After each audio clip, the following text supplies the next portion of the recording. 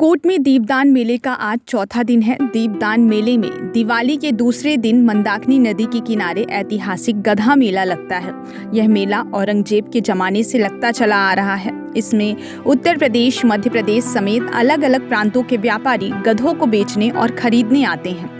आज धार्मिक नगरी चित्रकूट में पशुधन की धूम है।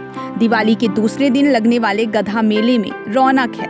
मंदाकिनी नदी के किनारे हजारों की संख्या में गधों और खच्चरों का मेला लगता है, जिसकी बाकायदा नगर पंचायत ने व्यवस्था की है।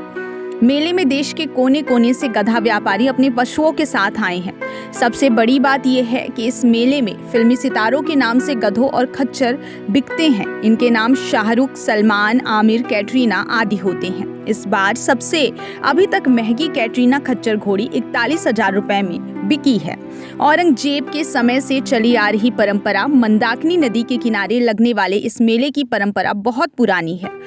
इस मेले की शुरुआत मुगल बादशाह औरंगजेब ने की थी। औरंगजेब ने चित्रकूट के इसी मेले से अपनी सेना के बेड़े में गधों और खच्चरों को शामिल किया था, इसलिए इस मेले का ऐतिहासिक महत्व है। इस मेले में 1 लाख तक के गधे बिकते हैं।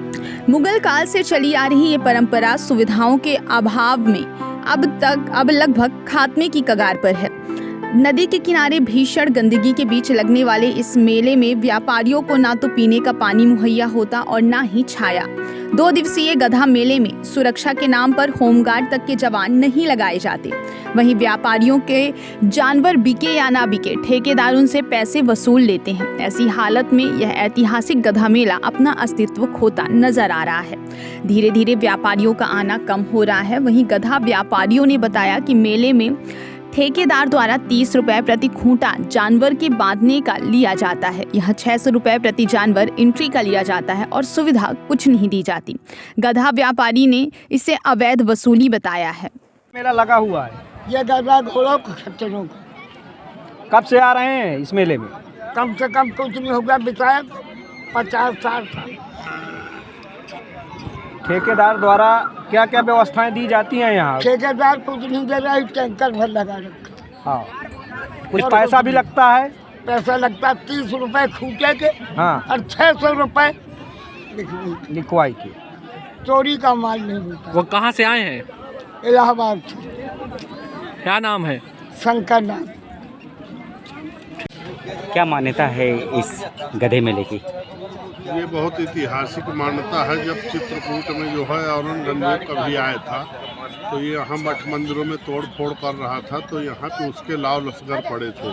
तो उस समय कोई वाहन नहीं हुआ करता था, तो यही घोड़े और खच्चर वगैरह जो है इसी में उनका जो है सैनिक है, रसद सामग्री, गोला बारूद वगैरह सब इसी में चलता था। तो उनका यहाँ डेरा डाला था सैनिकों का।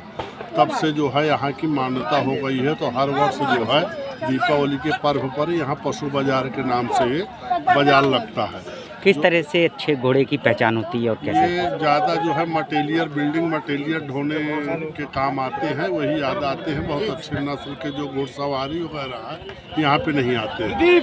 यहाँ बिल्डिंग मटेरियल पर्पज के जानवर आते हैं। पहचान कैसे करता है खरीदार और उसका रेट कैसे लगता है? इनको क्या है कि इनमें कई प्रजातियाँ होती हैं, 4-5 प्रजातियाँ होती हैं जो उनकी लाइफ अच्छी होती है। जैसे कि खच्चर और खचरी होती है, ये कभी प्रेगनेंसी नहीं होती है, तो उनकी लाइफ बहुत ज़्यादा होती है और सबसे महंगे बाजार में वही बिकती है।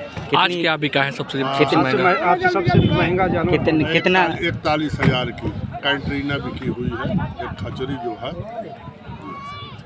आपका नाम? रमेश पांडे।